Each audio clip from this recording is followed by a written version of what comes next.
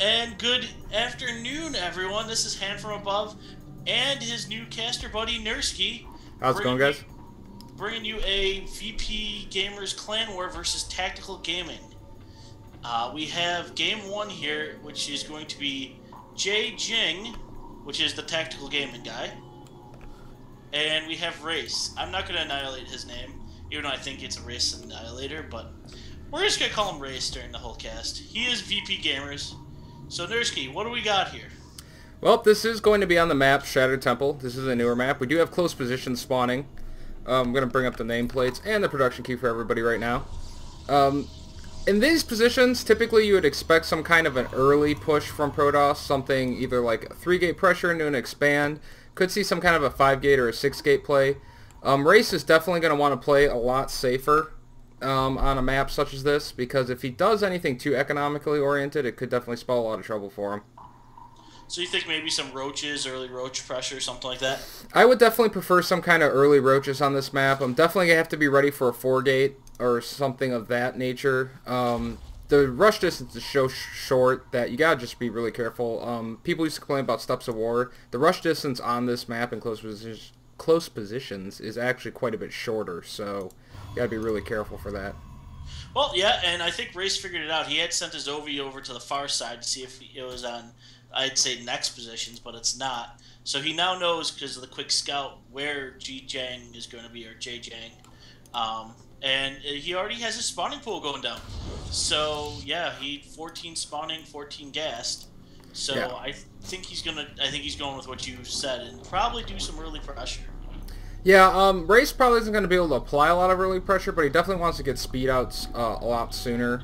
Definitely no later than sometime in the early 20s supply, but it looks like he's going to go for the fast speedling opening, which I do think is a really good way to go.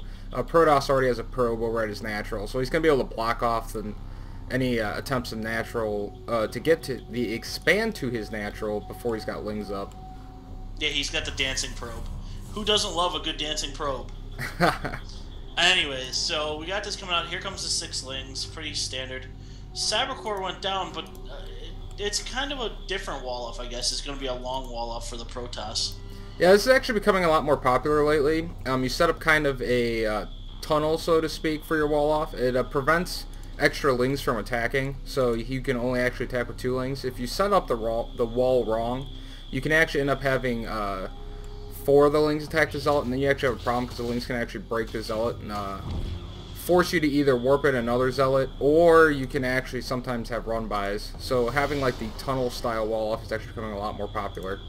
Very cool, but we do have Race taking his expo, so while we did say early pressure, he still wants to get that, up and running so he can keep up with the Protoss, because one-base Protoss is pretty beastly at times. Yeah, Zerg is always going to need to get that expansion up. It's just good the way he's doing it because he's able to get the ling speed up. Typically, which is not quite what he did, you would pull all your drones off of gas after you go to expand and you start your speed. He's leaving 1 on gas, which is a little bit unorthodox, but we'll have to wait and see how it plays out and what he ends up trying to use this gas for. Protoss definitely looks like he's going to 3-gate, maybe some pressure into expand. I haven't seen the 4th gate go down yet. Trying to look for it. Here comes Ovi gonna scout this all out. So Ovi the Overlord definitely paying off here for Race, because he does see the double gate. Yeah, he does see the 2 gateways going up, so he'll know that he's only added 2 gates so far. Not really any super great places to hide a gate on this particular map. The bases are fairly small. Stalker's definitely gonna pick off this Overlord right here. So Overlord's going to see the Stalker, going to see the Sentry. He'll know he's probably expanding. Should start droning up here. No, we actually have a little bit of trapping at the front. Yep, they tried to do a little run-by and get everyone past it, but I guess not. Yeah, you got to be really careful when you're poking up the ramp because you don't want to get your lings trapped by the Sentries, because that's basically what Protoss is looking to do at this point in the game. They want to trap the lings with the Sentries on the ramp if possible right before they expand. Is the Protoss going out to scout again, or is he going to try for some shenanigans? Could be going forward to place a forward pylon. Based on the fact that he's moving further forward, I think he just wants to scout what Race is doing, decide if he actually wants to try and pressure him. Yeah. So he will see Race is going with the Roach Warren, which is always respectable, especially in close positions. Yeah, Roach Warren's definitely going to be a good idea. He does have his lair started now. I do like what he's doing right now. You get your lair out. You get roaches. You get burrow. Sometimes people go for roach speed. Sometimes lately they've been going for the tunneling claws instead.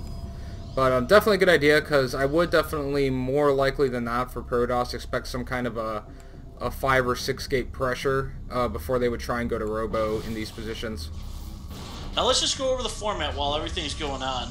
This is not the normal King of the Hill format. This is every player's going to play one game, and the team with the total amount of wins, I guess, at the end.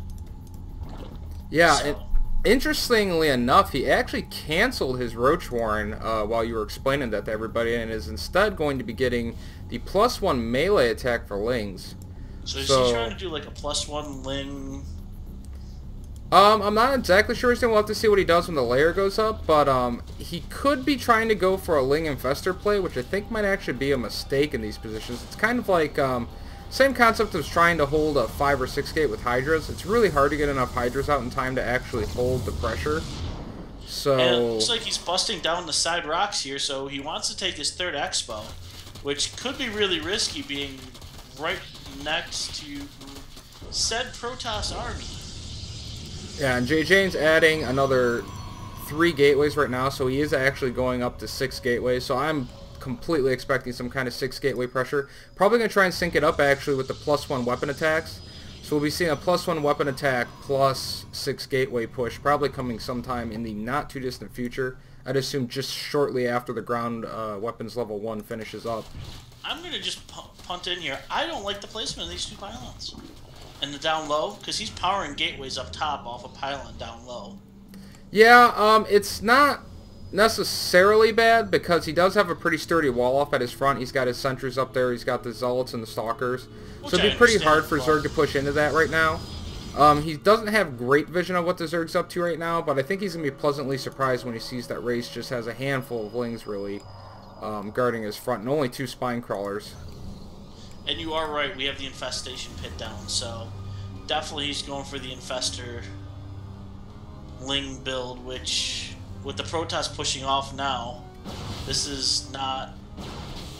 Oh, look, he's trying to do a little run by. Oh, and he just now force fielded the ramp. That is going to be a huge problem for the Zerg as the Protoss pushes in here. He's not going to be able to reinforce. Has hardly any forces actually anywhere near his natural. He's actually lost all those Lings already. Only a handful of Lings just now spawning. Queen's going to go down.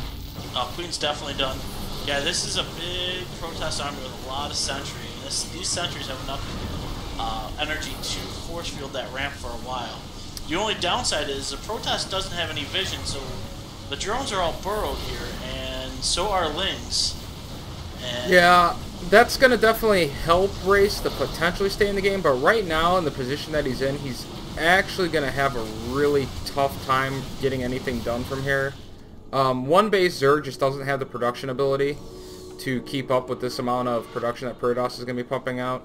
Protoss is still building probes though, so definitely not going completely all in with this push, but I definitely would not see him backing up until Race can somehow try and actually get pushed back. yeah, here comes some Infestors. So... Yeah, and he's definitely going to need to get those Infestors out if he wants any chance at all to hold this. This is going to be really troublesome for Race. JJang's already moving up though to check and see if he has a third, so it's going to buy him a little bit of time. But if he can't get these Infestors out before this army pushes in, he's going to be in a big trouble. He's probably going to want to actually pull those Lings back if JJang does decide to push up the ramp, which it looks like he is about to do right now. Infestors are out, so he will have a chance to hold this potentially. Does need to get those sentries though. He does fungal growth, and yeah, that's not going to be enough. Sorry to say, fungal growth on some sentries, while it didn't hurt him a ton, Race has to GG, because that Protoss death ball of an army will damage that base very well. So unfortunately, Race downs it, so VP is down 0-1 now after game 1. And what do you think? How strong? I think that Race might have had a chance to hold that. I think he kind of panicked a little bit, actually, and wasted some of those fungals. He kind of fungled. He had 4 infestors, so he had 4 fungal growths, and he kind of did the fungals a little too fast. Ended up not actually using them efficiently. Couldn't kill the sentries. Had he managed to back up and kind of just let the Protoss move a little bit back and forth and killed off the sentries, his Lings might have been able to clean it up, but I think he was really in a bad position. He got way too macro-oriented for the positions, and I think the decision to cancel the Roach Warren was actually his greatest downfall. I think he should have stuck with the Roaches with Burrow. Probably could have easily held it off. I think the Ling Infestor strategy would have been a lot better in a if they were in cross position. Cross or close here would have been much better, because then you can really abuse the mobility of the Lings, where in these positions, the mobility of Lings is kind of a moot point, because you can't really get around the army. Yeah, so... Like Roaches, you're going to need something that's got a ton of armor and a ton of power. Exactly. So, you need something sturdy. I definitely agree with you on that one. Unfortunately, Race just lost the battle. I mean, that was... One big battle kind of decided it on Race's end, and that was it. Yeah, definitely. So let's get to game number 2, I think it is, right? Yep, sounds good. We'll head over to game number 2 now. And we'll see you guys there.